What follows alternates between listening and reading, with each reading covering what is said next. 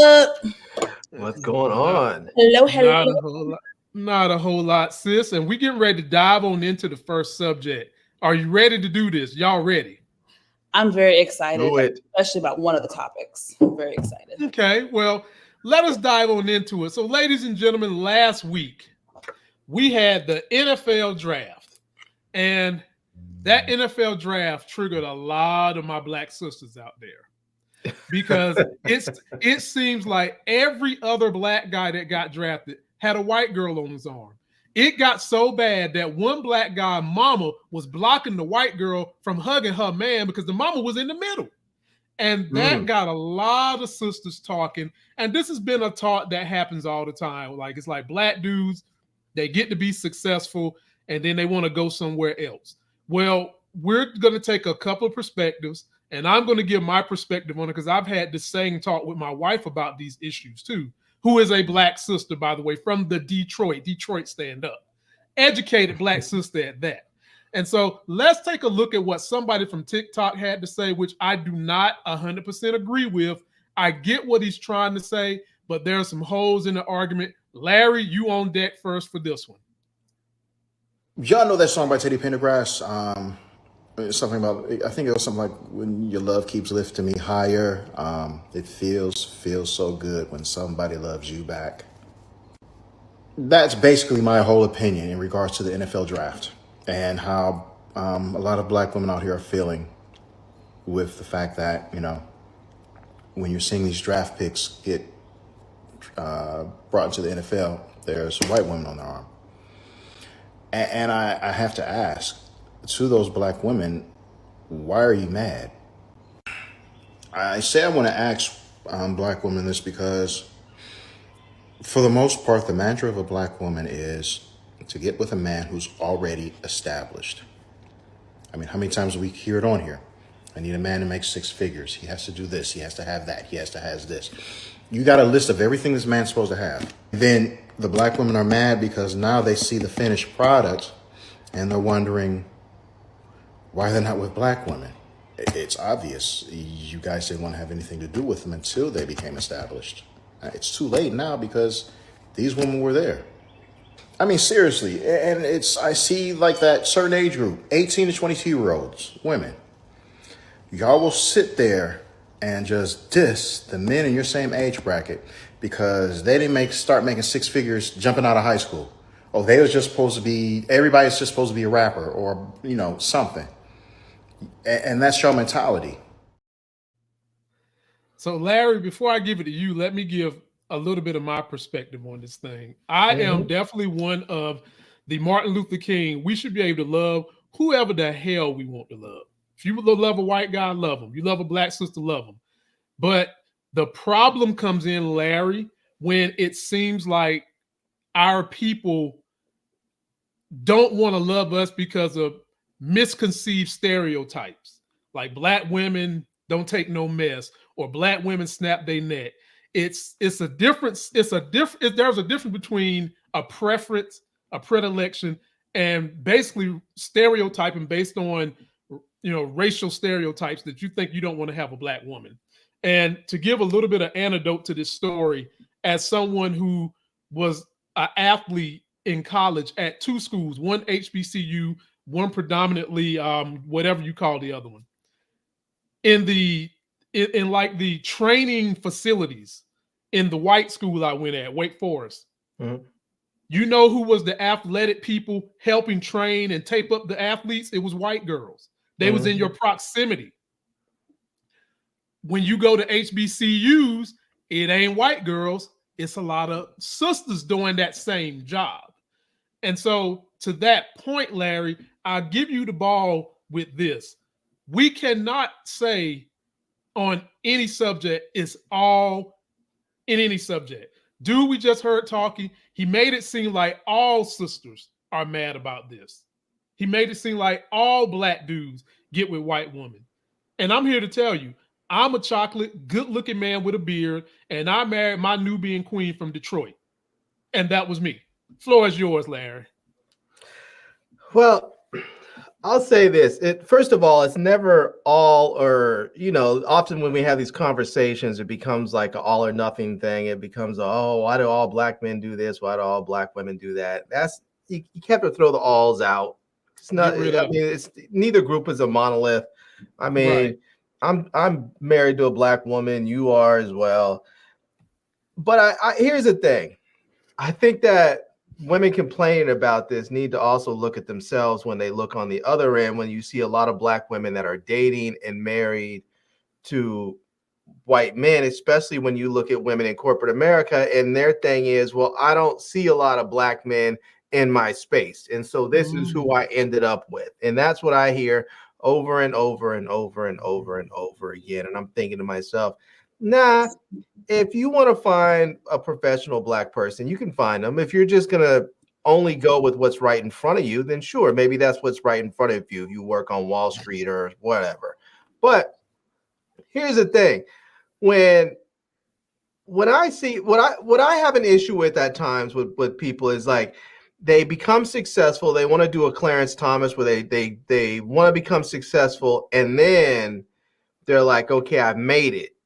I'm going to go find me a white chick. I'm going to assimilate to the power structure. Yeah. And that I have a problem with because then me too. I don't really think they're choosing a white spouse that they love.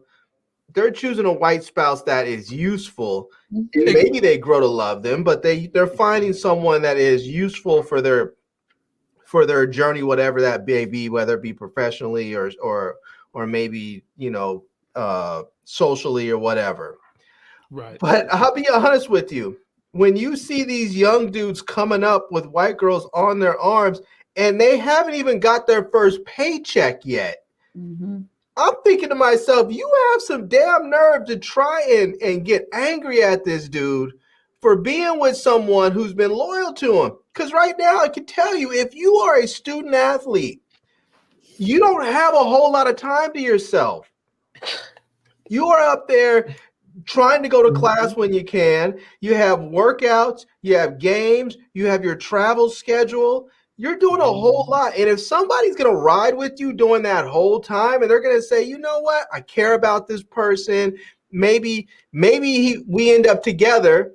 Maybe he blows out his damn knee next month. Who knows? But if they're riding with this person and they end up on their arm at the end of the day when he gets his contract, that's what it is. I mean, there's nothing stopping these sisters from saying, hey, that's what I want to do. I don't want to worry about what he has now or what he doesn't have. I mean, life hasn't always been, but in large part, life has always been one partner investing in the other. And for the vast majority of our time on this planet, it has been the women investing in the men because that's just the way our social structures have worked pretty much globally until fairly recently. But if you're not willing to invest in your partner, I mean, then you have to realize that there are certain people. I see you over there, Nicole. I see you. No, I agree with what you're saying. I'm thinking about that clip. I got you. I agree too. I feel like you have to. I feel like if you have to be willing to invest in your partner, and some partners are not going to be the ones who invest in the other. That's just the way it is. If you're a professional athlete, you are going to invest in yourself. That's what it is. Larry, let me get somebody else in here. Let me just say one last thing. There are men who invest in their women. There are female professional athletes. There are female CEOs. My wife has a career. I have invested in my wife's career. And I have been lucky enough that because what I do, I'm able to kind of do what I do wherever I'm at. And so there are people who are doing that now. It doesn't always work out for the men investing in women because men have egos and they have struggles with women who are accomplished in their own right. But you have to invest in each other. And it seems to me like what the brother was saying, sometimes people want to show up after all the work is done. And that's not what a lot of people want. And what Drake say, no new friends. Yeah. Right. No new friends. And sometimes I think that we hear, and I'm ready to pass it to the women because I want to hear what the women have heard from years of being around other women that see this type of thing. But the guy that we heard, he mentioned that it seems like a lot of black women have these unrealistic expectations of I want a guy with 6 figures, blah, blah, blah. And the average cat in America is not going to make 6 figures. It's just not going to be like that. No. And so a lot of what Larry was saying about you have to invest in each other is definitely what you have to do in a relationship. And I've done that. He's done that. But our sisters are out crying, and I want to hear what the ladies have to say. So Moochie, jump on in there with that hammer and break the glass. All right. I'm going to start out with this. Y'all know my son used to play college ball, right? Right. Okay. So when he was playing ball, when I'll start with high school. When he was in high school, it was mostly black girls that would come. And remember, my son played ball out of state. So I used to drive from New York to where he is. And usually he'd be too busy to take me. But it was like a whole bunch of black girls. They would help me and have me show me where I'm supposed to be sitting, stuff like that for the game. Right. All right. Move from high school to college. That's when the girls started with you know, they have their own apartments. Some of them start to try to have babies and stuff like that, where they stuck with the dude. Do you understand what I'm saying? So you got to navigate through all of that with black girls and white girls too, with just the whole female situation. Now, when he graduated from college and got his degree and everything, and wasn't playing ball no more, looking for a job and stuff like that, that's when things changed.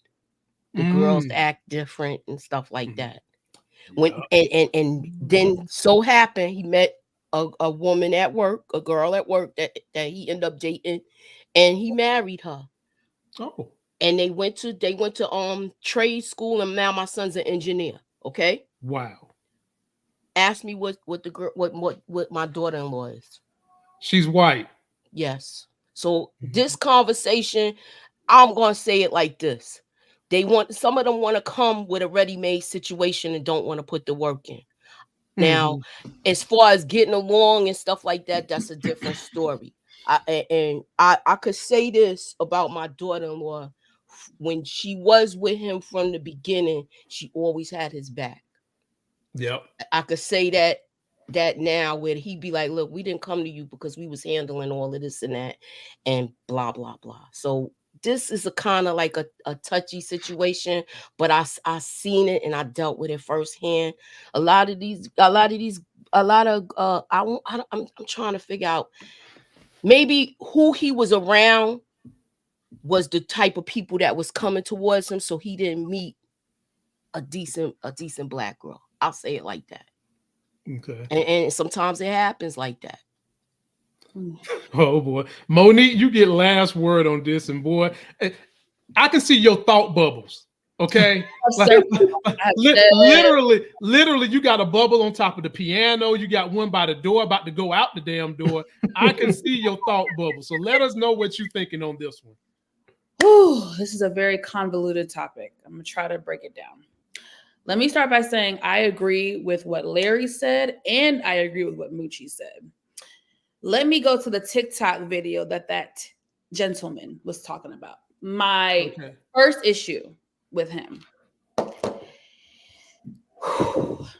He tried to make a general topic, but in the same breath, he marginalized it to the age group of 18 to 22, which is a very young and immature age group.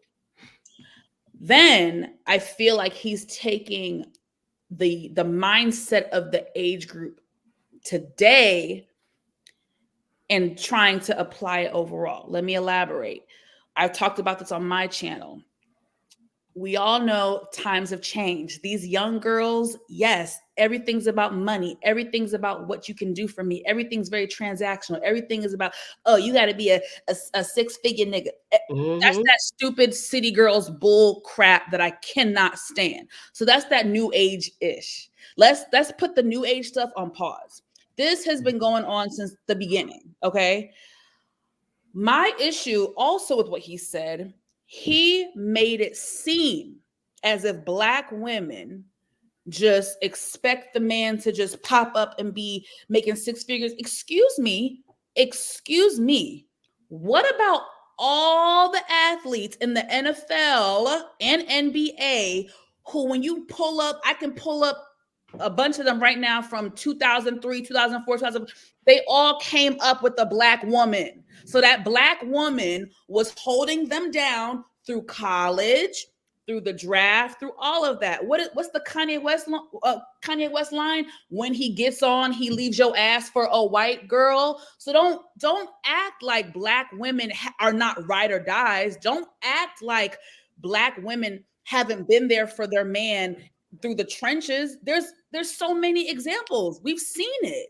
But what happens is the men end up leaving them for a white woman. And we're not going to pretend that doesn't happen. There are so many Black women who were with the athletes during the trenches, during the beginning, during the grind, before the money started coming in. And come on, let's be fair. The only one that's still with his chick is LeBron.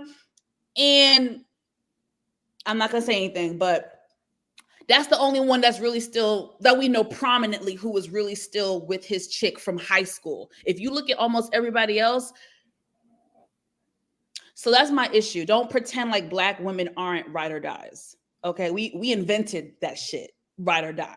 Okay, when it comes, I would say, Monique, that like we said, you can't say all for any category. Nah, you can't. You can't say all. But do you understand what I'm saying though? Like, I get what you're saying. You're saying there are plenty that ride or die. Exactly. Plenty of them. But then there is also plenty that do that bull job that he said. Like, if you ain't got six figures, a penis the size of the one that the girl used on BMF and all that going on, I don't want to deal with you. And I don't want to deal with you during the struggle. So it's both. There's both in that category. I don't like that idea that Black women don't ride or die, because I never said that. I don't believe that. I just, not you. That's what the brother was saying, and that's what some. He was speaking now. Go ahead, Mo. I don't know how deep you want to go with this. I feel like when it comes to the Black men and athletes, and don't get me wrong, I think when it comes to dating outside your race, there's levels to it. Okay. I also think it depends on environment. I'll use myself as an example. When I was younger, I did date white men. I was in an environment where there weren't that many of us Black people, right? So then as I kept going, I think once I finally got to middle school, there was a lot of Black people. There were. But I'll be honest with y'all, the Black boys were chasing the white girls. So the Black boys didn't want me. Who actually was wanting to date me? The white boys. So that's who I dated. Now, as I got older, I would date Black men. And my preference today at 33 years old, I want to marry a Black man. So I will say some of it is environmental, right? And where your environment. I also think there is a category, again, not all. I do think there are a category of Black men who feel like dating a white woman, especially if you're in that industry, is a status symbol as well. It is. That's what Larry said. Yeah. Okay? So it's different categories of people. I typically don't have a problem with Black men dating outside their race. The issue I have is when it starts to be the comparison, or you're putting them on a pedestal as if they're better than Black women.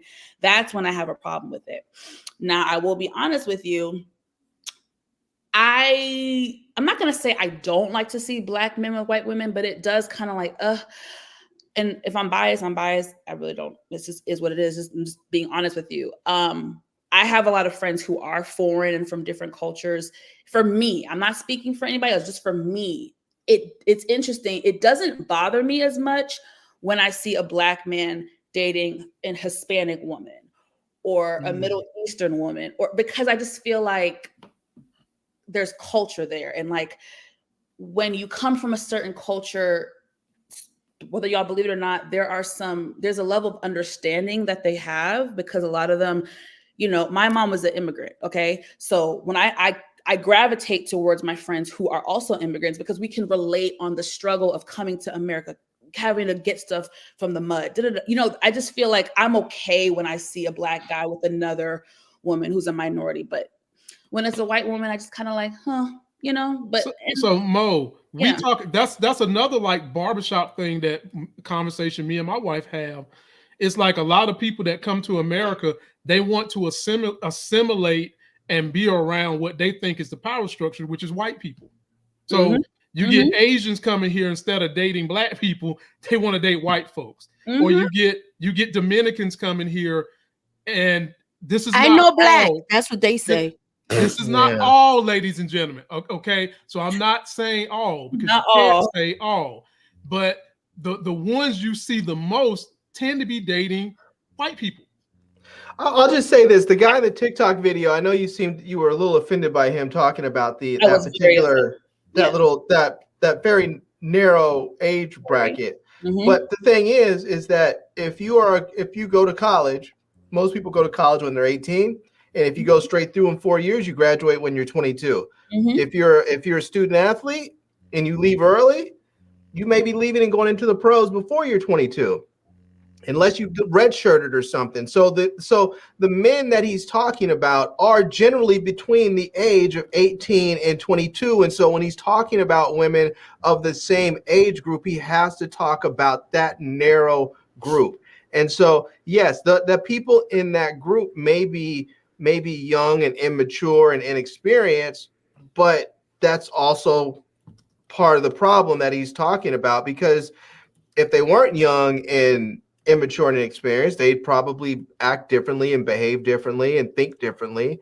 And it is what it is. Some of these white women may be looking at these men as long-term investments, and that's fine. Maybe they're looking at it like that and it ends up paying off. But they're not the only ones. A lot of women look at men as long-term investments. If you come up and you're like, this brother's talking about going to med school someday, and you're dating him in high school, and you keep on thinking, oh, you know what?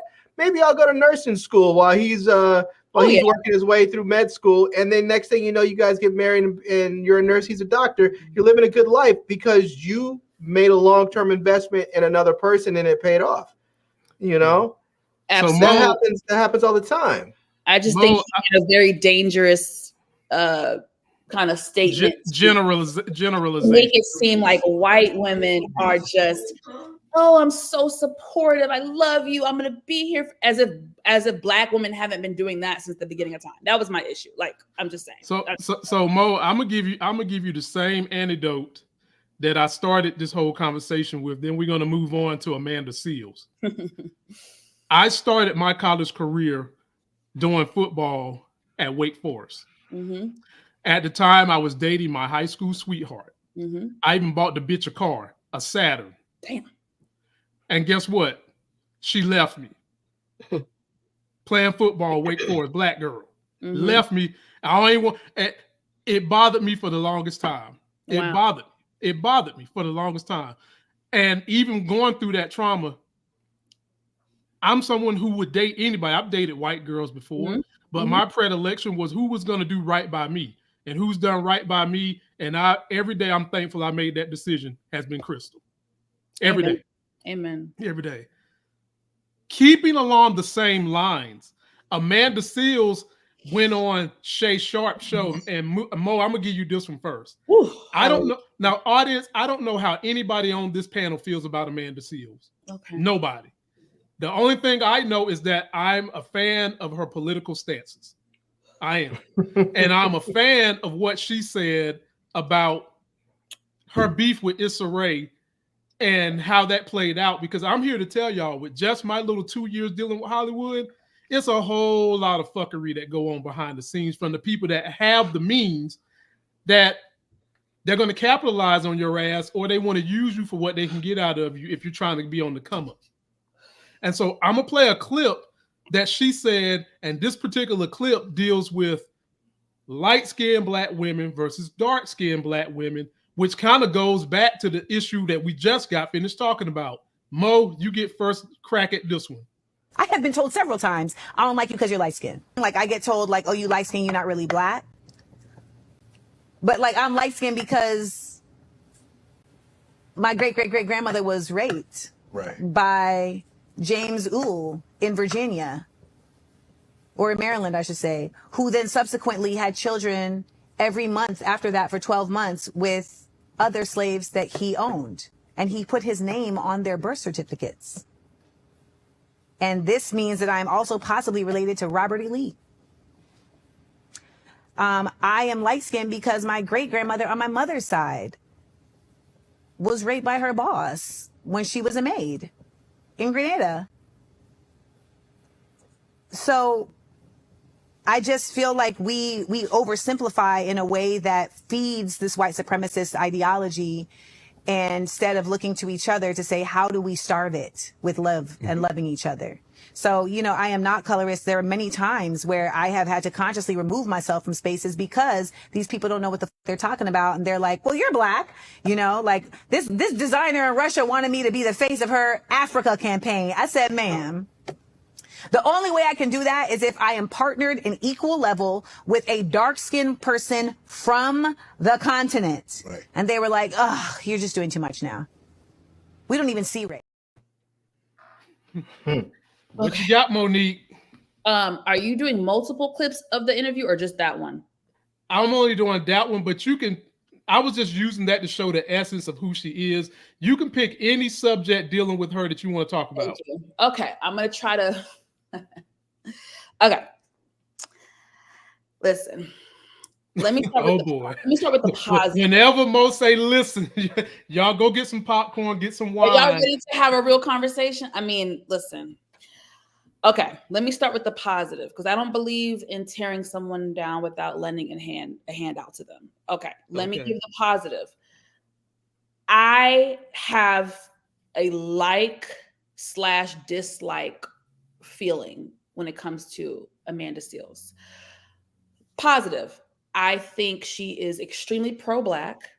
I love the social justice issues that she speaks on and brings to the forefront. I love that when she talks about Black rights, women's rights, even with Palestine. I love all of that about her. I like that part of her. That part of her I support and I appreciate. Period. Hard stop. To the dislike.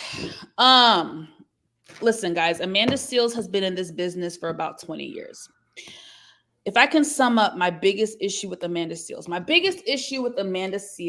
is that she is a person, seemingly, I don't know her in real life, seemingly, she is a person who is always the victim. She does not know how to take accountability or ownership for maybe her part in what she contributes in chaos and situations and conflict. I feel like it is always someone else. It is never anything that she contributes. That is my biggest issue with her. It's always, well, Issa Rae did this, or her publicist did this, or the Emmys kicked me out the party. Oh, the Real Talk Show, they didn't like me for whatever reason. This person didn't like me for that reason. This person didn't like me for that reason. It's always that narrative with her. Now with the Club Shay Shay interview, it was 3 hours. I was not going to sit through that. I have to watch it in doses. So that's what I've been doing. I've seen the most popular clips. I've also seen the aftermath of the interview. Shannon Sharp. Y'all know I rock with him. I rock with Shannon Sharp. However, don't think he was well equipped for an interview with someone like Amanda Seales. Now, mind you, Monique used to write blogs for major organizations, y'all. She used to do blogging and that type of thing for a major organization. So don't be trying to check her credibility, but go ahead. Thank you. I love Shannon Sharp. I just think Amanda Seales is a very interesting, complex person. So there's some things that I don't agree with how he handled it. It was still a good interview. Okay, back to the interview. I'm going to just go with the major thing. The major thing that ended up on the blogs that became a huge controversy, the autism thing. Okay.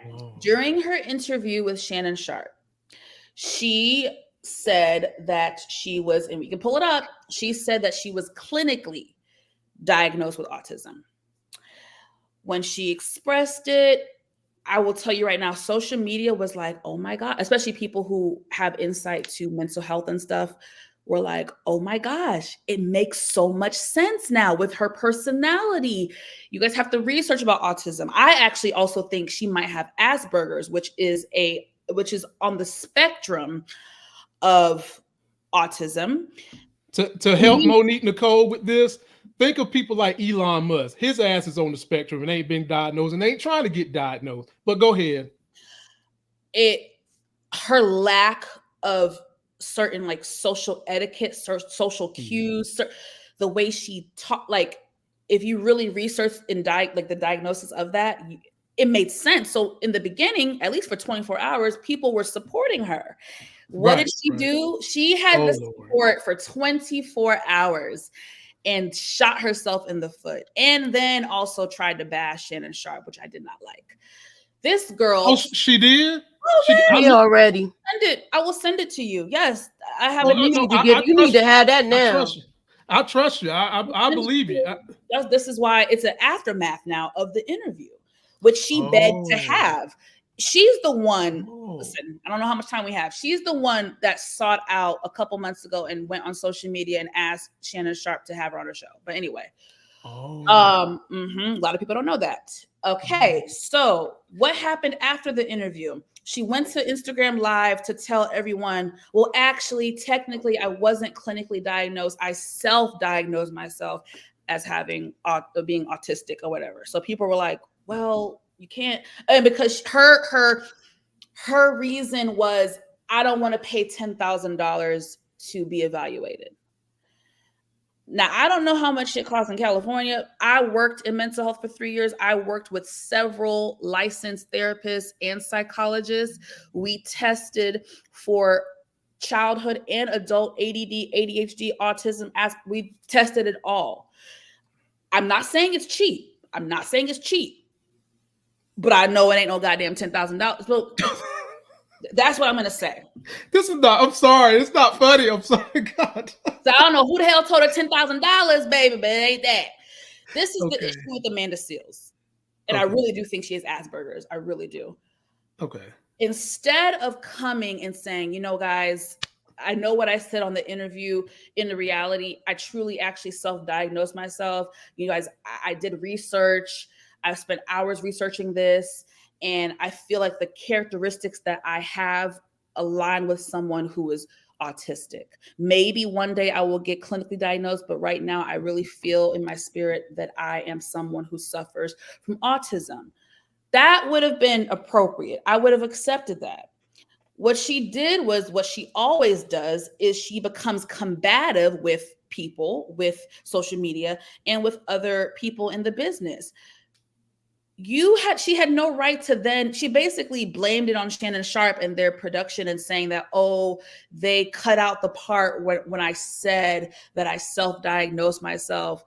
And she said some unflattering remark about Shannon Sharpe. I have to look at the screenshot that I have. It's just, this is why people don't like you, because it's like you go on this brother's platform. You guys have a pretty decent interview. There were a couple moments where there was a little headway, but it was a decent interview. It brought publicity to you. And you had a couple breakthrough moments, and you go and you shit on it. And then you try to shit on this man's. This is a new thing for Shannon Sharpe. Why would you go and shit on? It's just, so this is why I'm like, Amanda Seales, she's her own worst enemy. Gotcha. Mo, wrap it up so we can get everybody else involved. And I'm so sorry, and I'm done. No, you good. I saw your thought bubbles again. so I'll let you go. All right, Moochie, get in there. Larry gonna get the last word on Amanda Seales. It just seems like everywhere she goes, she causes problems. So if it Really? can't be, yes, it's starting from flowetry. You got to go back. You got to go back from there. She was saying what happened in Floetry? Because I don't know nothing about. She was supposed to be in that group, and this happened, and they didn't like her demeanor, so that's why she wasn't put in the group between her and Marsha Ambrosia. That it's like, come on, if everywhere you go there's a problem, you're the common denominator. I'm sorry. I mean, don't get me wrong. She be saying a lot of stuff, like the whole thing with the I do believe what she's saying about the colorism thing, and that's a Willie Lynch thing. I think they do that to Black people psychologically, where it's divide and conquer, where they want us to be against each other, but these people is too stupid to realize that, or they don't want to see the forest past the trees. But you got to look at it like this. How you having problems with everybody? It can't just, it got to be something with you. And then when you are discovered and they do pick your story apart and call you out on stuff, then you have a different take on it. You said this like you went to the doctor. You actually lied. And then when people call you out on it, and then you're going to say, I self-diagnose myself. You and they cut this part out, and then it's like a live interview. I think usually those things is live. They do with Shannon. I don't know. That's not live. They tape it, but okay, yeah, they tape it. So they probably might have edited things out like that. I think probably since Cat, he probably been careful. So right. I don't. I like some things she say, but I do think she is problematic. Okay. Larry, you get last word on it, my brother. Try to button it up because we got 2 more things to cover. Sure. Well, I'll just say this. One thing you're right, Moochie, is that one could say that if it's always involving you, then one can look at it as like you're part of the problem, but that's true regardless, because any problem you have is always going to involve you because you're there with the problem. And so, yes, you're going to be a part of every problem that you're in. So, but that doesn't necessarily mean that you're wrong. You know, one thing that I have known about in Hollywood, I mean, I grew up in California. I've worked for, I worked for years for magazines and for record labels, and I saw a lot of the inside stuff that happens. And one thing that is the case is everybody likes to try and be quiet. Everybody likes to keep stuff hush hush and not talk about stuff. And Monique, I don't want to call you out, but even as you said, when we were talking about the editing part, where she was complaining that they edited something out, and you were saying, well, this is a new thing for Shannon Sharpe. It almost seemed like you were expecting her to be quiet to protect Shannon Sharpe and his new platform.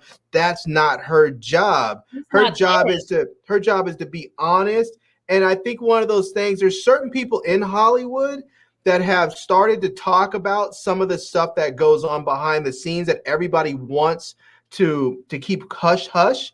And those people, it's easy when there's not a lot of people doing this, and 1 or 2 people are constantly saying this is happening, that's happening. Oh, you guys want to know why I didn't make this? Because this, and this. And then people say, oh, they're always blaming other people, when really what they're doing is giving you a peek behind the curtain.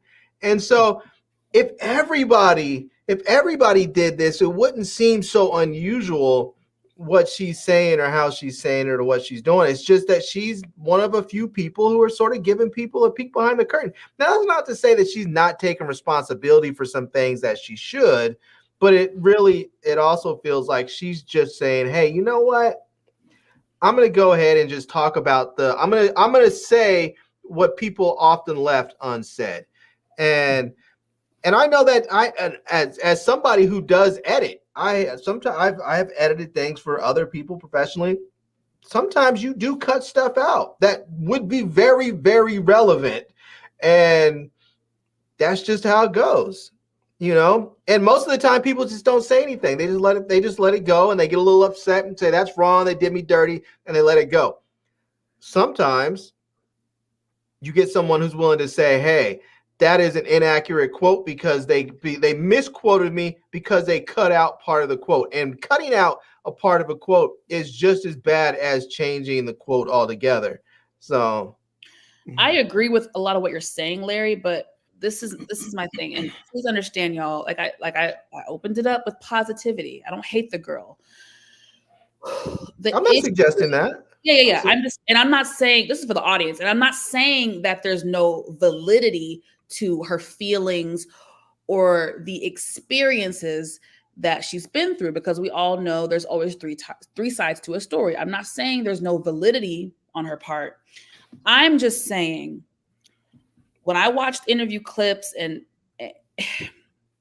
some of the examples that she gave were very, very skewed, very one-sided, very narrow-minded. And she's not a person, she's just not a person that is going to think to herself, okay, well, maybe it was the way I said it, or maybe I did come off this way, or maybe it's just, she's always so combative, and she lacks accountability, and she's the type of person who wants people to give her grace, but she doesn't give other people grace. She said that she was fired from a job. I think this was serious, or maybe it was a different job, long time ago. And there was an email exchange between them, and they were asking her questions. And she said that she was giving 1-word answers because they were asking her 1-word questions. So she was literally saying yes, no, maybe, blah. And they then responded to her and said, you know what, we're just going to actually move forward with somebody else. It doesn't really seem like you're engaged or really interested in the position. And she told Shannon Sharp, well, I guess they just wanted me to tap dance and be the happy Negro. And it's like, that wasn't that. Like, they wanted professionalism. We are all grown ass people who've had jobs, okay? Just professionalism, common courtesy, especially when you're about to get a gig, you're going to follow up with, yes, thank you so much. That sounds amazing. I would love to do this. That's called tap dancing. That's not tap dancing. That is common courtesy. That's common courtesy. If Lamont texted me next week and said, Monique, there's a potential opportunity in Atlanta, I think you'll be great for it, I'm not going to be like, yes. I'm going to say, thank you, Lamont. I appreciate it. Thank you, Lamont. This sounds exciting. Right. But some people might simply say, cool, send me the details. Like if Lamont sent that to me, I would probably say, cool, send me the details. And that would be it. Because there are a lot of people out there who are very, very busy, and they value their time and energy. They don't want to read a 2-paragraph email in response to something that could have been 1 or 2 words or a sentence. And there's a certain level of professionalism when you're conducting. Listen, I'm not going to go back and forth, but I have enough examples with her personality. I have friends who are literally doctors. I have friends who are speech language pathologists. I have friends that do this for a living. In my research, this is why she gained sympathy. It explains her personality. I truly do think she's on the spectrum, and I do think she has either autism or Asperger's. The reason it was upsetting was because for a moment she gave a glimpse of vulnerability, and she did have a moment of, you know what, this might be why I have issues with people. And it was finally, we got that from her. Why do we feel like we owe, like we're owed her vulnerability? Why do we feel as audience members, as fans or not fans, why do we feel that we are owed her vulnerability? She doesn't owe us that. She's an entertainer. Anything that she gives us off the stage, off the camera, that's just extra. She doesn't owe us any of that. She owed it, but I'm saying it was nice to see it from her. And people pin it right there, Mo. Pin it right there so we can get on through it. Okay. Y'all let us know how you feel. We'll come back to that later. And this one we're going to start with Moochie because it's a New York story. Now, am I the only one that when I read this, it sounds like somebody is guilty? Check this out. Diddy wants trafficking and revenge porn allegations removed from lawsuit. Says laws against those issues didn't exist when the alleged attack happened. And let me read you this article and have fun. According to reports, the billionaire argued in a recent motion that some of the suits claims are invalid because his companies nor laws against some of the alleged crimes existed at the time of the alleged attack.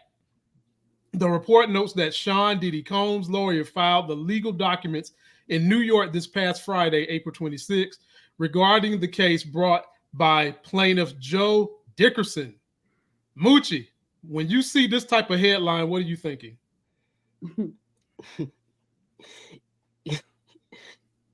Look, I know. Look.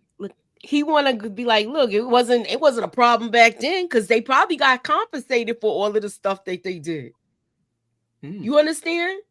If he look, don't get me wrong, I'm not taking sides. I'm just trying to explain a point.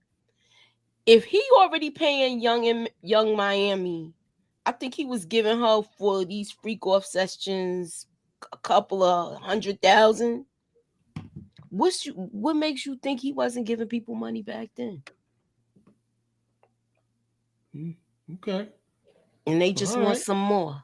Times is hard right now. I'm not saying he's right, but I'm just saying, like, I mean, he got a point there. Like, you could bring this up. That's his, you know, I'm just looking at it in the legal aspect. I know, Moochie, you looking at it like, damn, they let Harvey Weinstein out of jail on technicalities. They let Bill Cosby out of jail on technicalities. Let us go to the person who is like actually, I said, all of this is a distraction, y'all, okay? They playing the shell game with us, and we keep looking over here while they doing something else. Let us go still in jail, though. Yeah, yeah. Let us go to the person. Well, yeah, I know he's still in jail. They just lifted a little bit. We're going to lift a little bit of the crime off you, but you still stuck here.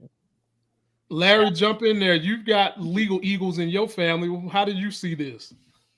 I mean, he's right in one respect that if these were not laws on the books at the time that these things happened, he should not be charged with them. Now, the whole revenge porn thing might be a little bit different because if he posted some revenge porn and there wasn't any laws about revenge porn at the time, but he left it up, he allowed it to stay posted, then he could still be liable for it. He could still have criminal consequences for it or civil. But I mean, you can't pass a law and charge with somebody with something that wasn't illegal at the time, you know, that it happened. I mean, I forgot what the phrase, I think it's ex post factos or something like that, that says you can't do that. So, yeah. But I mean, that doesn't necessarily mean the dude's not dirty, you know. It sounds to me like he was, I mean, it's not, Diddy has been problematic for a long time, and it's just coming to light mainstream. But black folks, especially people who have been paying attention, have been hearing about Diddy and all of his shenanigans for like the last decade and a half, where stuff has really started to come out. There were all the rumors of him being gay and saying real suspect things and acting suspect with people, and then the sort of sexual deviancy and paying people to do certain things. I think, you know, and I'm not going to try and analyze the brother mentally, but it sounds to me like, you know, he has some real mental issues where he's become very wealthy and very powerful. And he, you know, I think he wanted this whole acceptance by white people thing, because he used to always end up going out to, you know, I think it was to the Hamptons or Martha's Vineyard or whatever, and he would have these white parties, and he was always trying to be in the company of wealthy white folks. And I don't mean wealthy in the sense like other singers and actors. I mean like real money people from money families. Yeah, and their inheritors, you know, people with the Rockefellers and the DuPonts. He wanted to be around real money. And I think he got accepted to some level. And then he had everything else he wanted. And I think he just got to a point where it was like he wanted to just sort of kind of buy and collect people, because he didn't have anything else interesting to do. He made lots of money in music. You know, he realized he could pretty much have whatever woman he wanted for the most part. And so he just started acting an ass because he didn't have anything else to buy. You know, I think that happens with people. Mo, jump in there, and I want to add this point to what Larry said. Okay. Some of them behaviors P. Diddy picked up from the billionaires was the shit they was doing too and been doing for years. Exactly. Yeah. And they penalizing him for this. Meanwhile, they letting the white boy skate. And it is what it is. He learned this nasty behavior from them. And he brought it to the hip hop culture, which messed everything up. And now, after he's gone, the legacy of hip hop is just gonna look like this now. Where even if you want to, they to me they just messed up the whole industry with this, and I believe that was the other people's plan all along. I'm not going to put all they this made on as much Diddy. money as they could off of it, and now that they brought in this drill music where it's nothing but auto. All I feel like it is Grand Theft Auto on wax, because they doing all of this and they think they could come back from all of this, and they don't understand that life that if you take a life, it's no coming back from that. You don't get 9 more, because like a video game. Some of these kids do not understand that concept. They don't understand the concept of consequences. And a lot of this music glorified that. And most of the time, I remember when I was listening to music, sometimes you don't even be listening to what they saying. You just, if the beat is good, you just listening to that. And then years later, you be like, damn, they were saying all of that. You understand? I found myself saying that here recently to a lot of songs I was listening to when I was like 12 or 13. Yeah. And I was like, I was singing that at 12 and 13. What the hell? TLC Red Light Special? Damn. Exactly. Right. And that's why I'm not going to put all that on Diddy, because when you go back and you listen to some of the music before his time, there was a lot of ill stuff being said that people had lived through. Mm-hmm. Yep. So they got rid of Public Enemy and all of the good. They got rid of Public Enemy.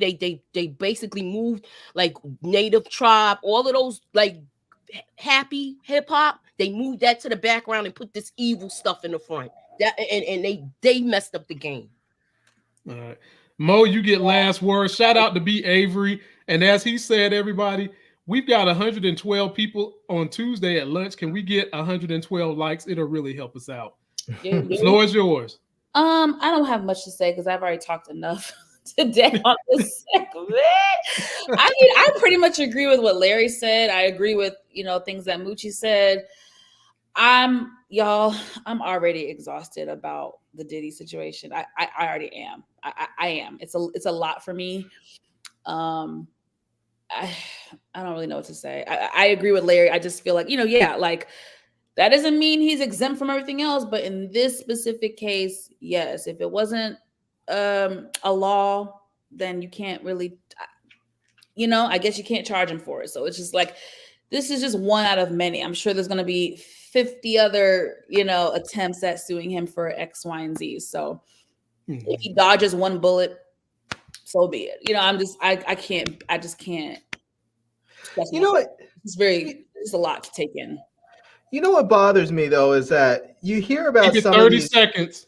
Keep it. You hear about seconds. Some of these people who complain about being sort of used or abused by some of these wealthy people, and they took the money. They decided to do the deed and took the money, whether it was a sex party or something else. And then their careers advanced, but they're upset that later on people are finding out about it. But I mean, it's not an excuse. It's just like, I'm not excusing the people who offer them the money, but they chose to do it. There's a lot of people out there like all of us who didn't take that route, who decided not to go down that path and sleep with someone or hurt someone or do something dirty. Instead, we took the long route and we're grinding it out. And so I have very little sympathy for people who take those shortcuts. Yeah, I'm not going to blame the person who offered you the shortcut any more or any less than what you have to take your own responsibility. That's right. And well said, Larry. And that's how I feel about you niggas on steroids. That's right. Last subject. Lamont, shut up! I mean, Bodybuilding Lamont has his feelings about steroids. Hey, man, it is what it is, man. Like, damn. I mean, niggas take gear and they take Winstrol and all, and they go from shit to fit in 3 months. It don't really work like that if you're a natural. It they go from what? Shit to fit. I hope you in have 3 that same months. energy when people's favorites is about to be exposed with that scandal too. It's You steroids. think? Yeah. Oh shoot! What you, Mo, what you know? No, I'm not. Moochie, I'd rather come with Moochie, my receipts before I start Okay. talking. Moochie, I don't think they're gonna ever expose that. I don't. Okay, so you know what I'm talking about. I know exactly what you. That's never gonna get exposed. Who are you guys talking about? It's well, like they've had so many instances over the years where they've tried to make people the scapegoat for steroids. At one point in time, Reagan was trying to do this war on drugs, and part of it was steroids. But they didn't go after those people the way they went after the black people. Exactly. That was doing the hard drugs. Then it came back up again with Bill Clinton, where they went after Vince McMahon and WWF. But the two people that control the bodybuilding circuits for the dudes that take steroids, they is literally untouchable. Yep. I mean, just about untouchable. But another story for another day. Let me hit y'all with the last thing we got to cover today. Okay. And that is, not too long ago, we had an NBA owner, Donald Sterling, who got punished by having to sell his team for like $3, $4, $5 billion because he actually let some racist things out of his mouth. All the while he was getting pleasured by a mixed woman who had some black in her. And so now FX, who does these beautiful stories, like they did the OJ story, they did the not Andrew Cunanan, Versace story. Yeah, they be doing these great they be doing these great miniseries. And so now they've got one here for a clip. I'm gonna show you the trailer. It stars Lawrence Fishburne is gonna be playing Doc Rivers, the head coach at the time. Take a look. Let's hear it for the fabulous Clippers and our new coach, Doc Rivers. The Clippers have never won a championship, ever. We are going to win this year, and it will change your life. Look at you. Is that Havarti? Are you trading DeAndre Jordan? Excuse me? This is my assistant, B. I'm Mr. Sterling's right-hand arm. How can we have a Ferrari? Oh, hi, Mrs. Sterling. I love my calendar girl. It's the rise of the takers. I hired somebody to follow the money. She's suing me. I need to show them that I have the power. Are you stupid or something? Don't bring black people to my games. Having fun? I know we are. What's your wingspan? Everybody out. We have to protect the players. The season ticket holders are used to a certain amount of access. I'm used to a certain amount of people acting freaking normal. Tape recording of you and V. It's out. Tell me what's on the tape. Certain statements about... What in the world? That can't be true. You think I'm a racist? No.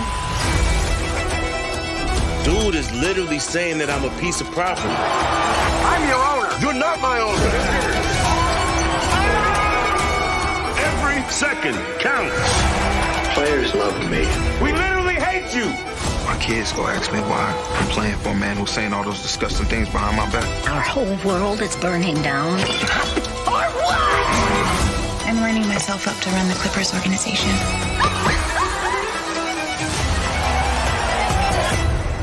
Are we bad people? Does it matter? I follow all of the players, but none of them follow me back.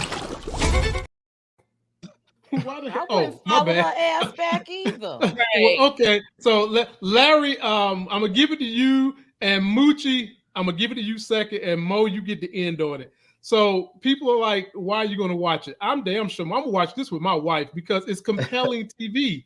You've got a guy who clearly is racist, but thinks because he's sleeping with a black woman, he ain't racist. Then he's cheating on his wife. She is nothing but a high dollar paramour. That's what the hell she is.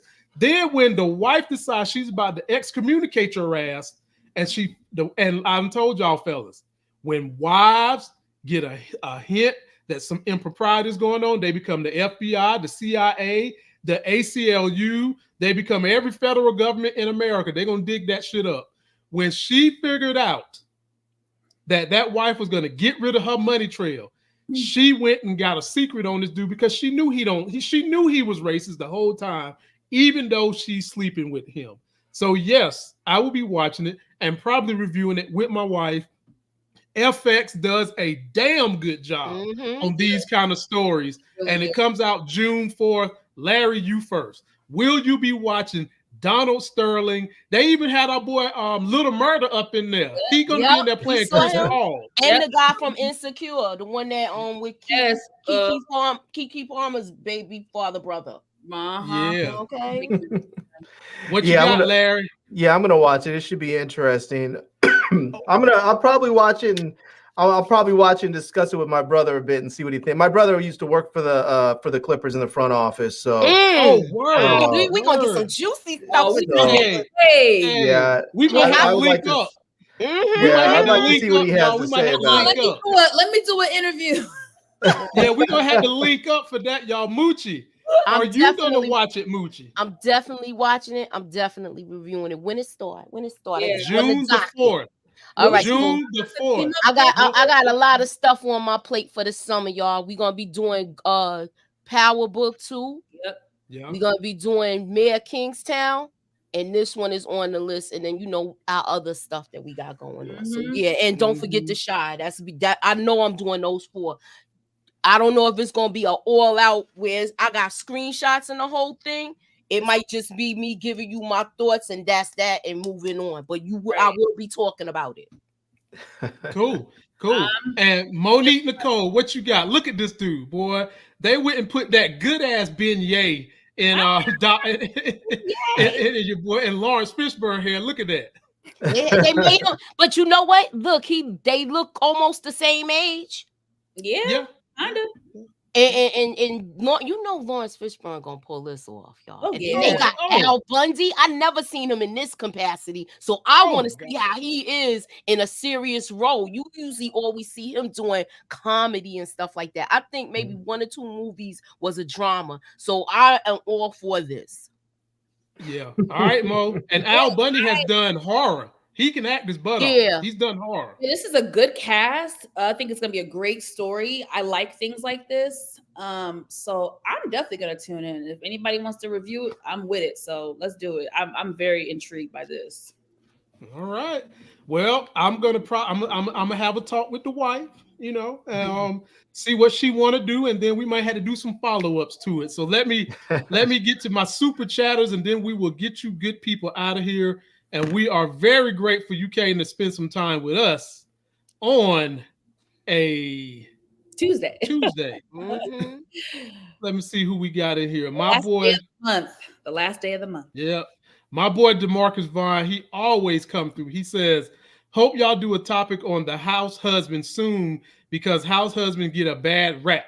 And they are important to the family structure too. Of course, they are. They are, and we probably will need to talk about that too, because like Larry said, there's a lot of there have been people in the corporate structure that are women that might have had some bad experiences about this type of role of a guy who's like a house husband doing them wrong. One of those women was on the Real Housewives. Her name is what was the lawyer that called herself a Southern Belle? Phaedra. She went on like some rants about Apollo, who's supposed to kind of been like that role, house husband. And she made it seem like it ain't no such thing as a man that can perform in that capacity when there is. Folks, there is. What's interesting? There was 6 years ago, I read this study where they were talking about stay-at-home dads versus stay-at-home moms. And one of the things that stood out during that study was that the kids from stay-at-home dads performed higher in just about every single measurable, category. They were higher performing in academically, in sports. They had higher confidence levels. They were basically, I just hate to say it, they were just basically better kids than those that were raised by their mothers. They just said dads, as far as people being stay-at-home parents, the men were better stay-at-home parents than the women. Now, they also talked about the household in general, like the household wasn't always as neat and clean and everything as if you were a stay-at-home mom, but the kids, the kids were almost always better. Can I ask you, what was the study again? Where did you get this? This was years ago. I'd have to go try and dig this up somewhere. I read this years ago, but that was one thing that really stood out to me. And I was, because they were talking about stay-at-home moms, and it seemed like they were saying stay-at-home moms were much more focused on the house, and stay-at-home dads were much more focused on the kids. I'll say shout out to LaRae Holland for another super chat. And I'll end you guys with this. I just read a study from some psychologists. I would have to go dig for it. But I'm going to ask you guys to guess. The number one determinant if a kid is going to be a successful adult, maybe not successful in school or anything, but successful adult, is the positive emotional health of the mother. The positive emotional health of the mother is the number one determinant of a successful adult, is what the study said. Meaning that, because a lot of Republicans be trying to do this, well, if you had a man in the household, blah, blah, blah. And there's small merit to that, because some of these women who devote their lives to the kids, they're missing out on the companionship and the emotional companionship that someone can bring them that would help elevate their emotional state. And so if you want to have the biggest success rate for your child, make sure that mom has a good, healthy emotional state. And that's it. Post your comments, y'all. Let us know. We will most likely be back tomorrow. As long as everything go good with my crumb snatchers, I think we'll be back tomorrow at noon. Don't forget to like the video, comment, subscribe, share us, man. Be sure to share us. And then be sure to go and download the podcast. Yeah, download that podcast. Ooh, whose back is that? But look where that came from. Look where that came from. That used to be me. Oh, wow. Yeah. Not the dude that took steroids over there, big as I am, but got muscles, okay? It don't work like that. I'm trying to tell y'all.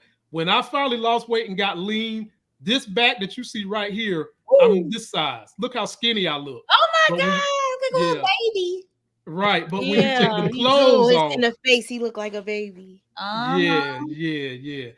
Subscribe. We'll see y'all tomorrow. All right.